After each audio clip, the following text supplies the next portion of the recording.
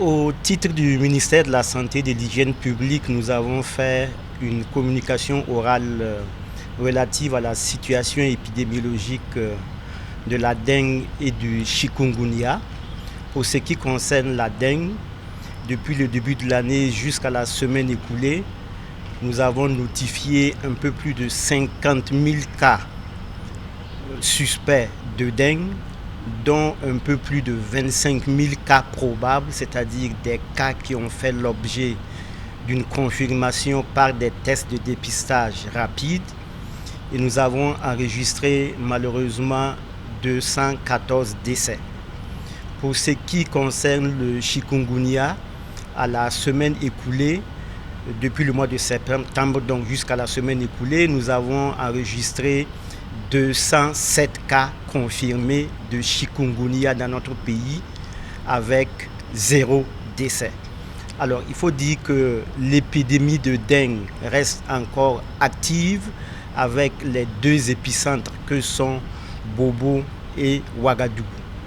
Alors pour répondre de façon efficace à cette épidémie, un certain nombre d'actions ont été prises, au rang desquelles je voudrais retenir déjà la gratuité des tests de dépistage rapides au niveau des structures publiques de santé, notamment au niveau des centres médicaux, avec antenne chirurgicale, au niveau des centres hospitaliers régionaux et enfin au niveau des centres hospitaliers universitaires. Donc, malgré les contraintes en matière de disponibilité des tests au niveau international, le gouvernement a pris les dispositions pour que ces tests soient disponibles au niveau des formations sanitaires et soient gratuits. Ces tests sont prescrits par les agents de santé qui le font dans le cadre de l'exercice de leur emploi et conformément aux directives techniques. En dehors de cette action majeure, nous avons aussi mis en œuvre des actions en rapport avec le renforcement des plateaux techniques pour assurer la prise en charge des patients à travers la mise à disposition de médicaments que nous sommes en train de poursuivre.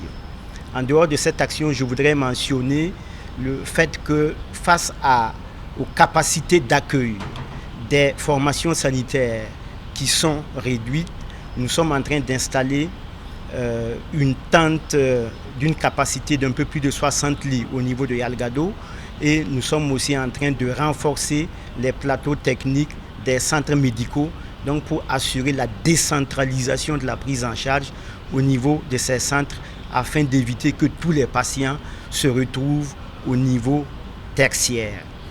Je voudrais aussi mentionner le démarrage effectif des activités de pulvérisation intradomiciliaire au niveau de Bobo-Dioulasso et de Ouagadougou et aussi les activités de pulvérisation spatiale au niveau de Ouagadougou qui ont commencé depuis une semaine. Pour Bobo-Dioulasso, dans les tout prochains jours, la pulvérisation spatiale va se mettre également en place. Donc voici les grandes actions qui sont mises en place et c'est l'occasion pour le gouvernement d'exprimer toute sa compassion à l'endroit des familles qui sont éplorées, qui sont éprouvées par cette épidémie.